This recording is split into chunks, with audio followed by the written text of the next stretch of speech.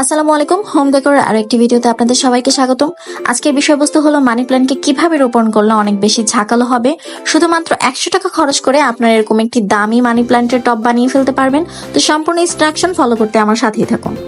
এখানে কিছু কোকোপিট রয়েছে, যেগুলো আমি আমার বাসায় নারকেল আনার পর সেগুলো আমি সংগ্রহ করে রেখেছিলাম, কারণ কোকোপিট গাছের জন্য খুবই উপকারী।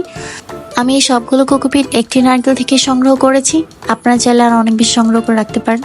এই যে টপটি দেখতে পাচ্ছেন, এটা আমি সম্পূর্ণ হাতে বানিয়েছি। প্রিভিয়াস ভিডিওতে আমি দেখিয়েছি যে পাটের দড়িগুলো দিয়ে আপনারা অনেক কিছু বানাতে পারেন। এর মধ্যে এটা ছিল আমার একটা ক্রাফটিং, যেটার ভিডিও নেই।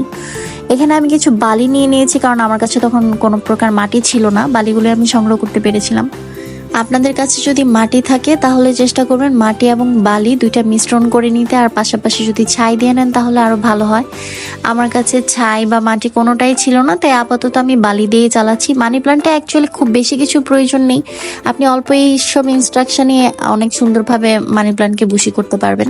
তো পরবর্তীতে আমি কিছু কোকোপিট দিয়ে দিচ্ছি। বালিগুলো দেওয়ার পর কোকোপিটগুলো আমি এভাবে বিছিয়ে দিব। আপনারা খুব ভালোভাবে লক্ষ্য করুন আমি কিভাবে বিছিয়ে দিচ্ছি।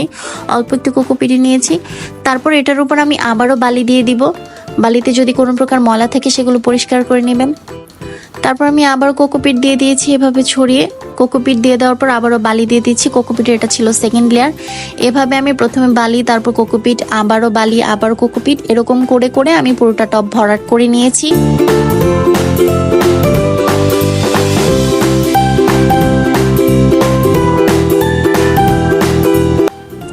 এই পর্যায়ে আমি একটি কাঠির সাহায্যে ছোট ছোট হোল করে নিয়েছি, যেন গাছগুলোকে সহজেই রোপণ করা যায় ও খুব সহজে বেড়ে উঠতে পারবে। তো সেটা চিন্তা করে আমি এরকম একটি টব বানিয়ে নিয়েছি। তো এটা প্রতিস্থাপন করার জন্য আমি শেকড়গুলোকে কেটে দিচ্ছিলাম, কারণ শেকড় এত বড় শেকড় সহ এটাকে আমি লাগাতে পারছিলাম না।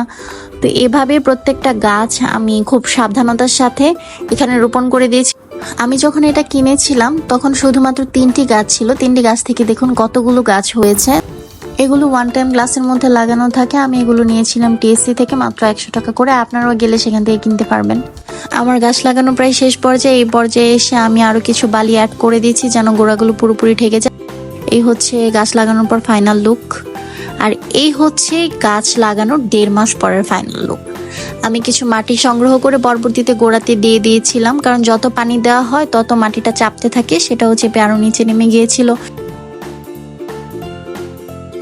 গাছ লাগানোর পরবর্তী সময় আমি যত্নস্বরূপ তেমন কিছুই করিনি। মাঝে মাঝে চাল ধোয়া পানি দিতাম। আপনারাও সেভাবেই সপ্তাহে একদিন চাল ধোয়া পানি দেওয়ার চেষ্টা করবেন। মাটি দিয়ে দেওয়ার পর মাটি তেমন পানি শোষণ করে না বিধায় এটা অনেক দিন পর্যন্ত ভেজা থাকে। সপ্তাহ এবং 10 দিন পর্যন্ত এটা ভেজা থাকবে। আপনারা তেমন কোনো টেনশনই করা লাগবে না। এইটুকু সামান্য যত্নে মাশাআল্লাহ অনেক ছোট ছোট পাতা গজিয়েছে এবং গজাচ্ছে, দেখতেই পাচ্ছেন। টিএসসিতে গেলে এমন একটি টবের জন্য আপনার কাছে 2000 থেকে 2500 টাকা মূল্য নির্ধারণ করবে।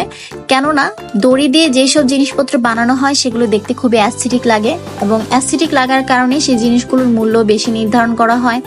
আপনারা এইসব জিনিস ঘরে বসে বানিয়ে ফেলতে পারেন স্বল্প মূল্যে, তেমন কোনো টাকা পয়সাই লাগবে না। আমি এখানেও শুধুমাত্র 100 টাকা খরচ করেছি গাছের জন্য, বাকি সবকিছুই আমার বাসায় ছিল। আপনারা সেম ইনস্ট্রাকশন ফলো করে এভাবে যদি গাছ লাগান তাহলে খুবই ঝাঁকালো হবে এবং দেখতে অনেক বেশি দামি লাগবে। মানুষ এসে আপনার গাছের মধ্যে হাত দিয়ে চেক করবে এটা প্লাস্টিক নাকি রিয়েল। কেমন হয়েছে সম্পূর্ণ ভিডিও সেটা আমাকে অবশ্যই জানাবেন। যদি কোনো ভুল ত্রুটি থেকে থাকে সেই ভুলটাও আমাকে ধরিয়ে দেবেন, তাহলে সামনের ভিডিওগুলোতে আমার সেই ভুলগুলোকে শুধরানোর চেষ্টা করব। তো সেই পর্যন্ত সবাই ভালো থাকবেন, সুস্থ থাকবেন। আবারও হাজির হব নতুন কোনো ভিডিও নিয়ে। ধন্যবাদ।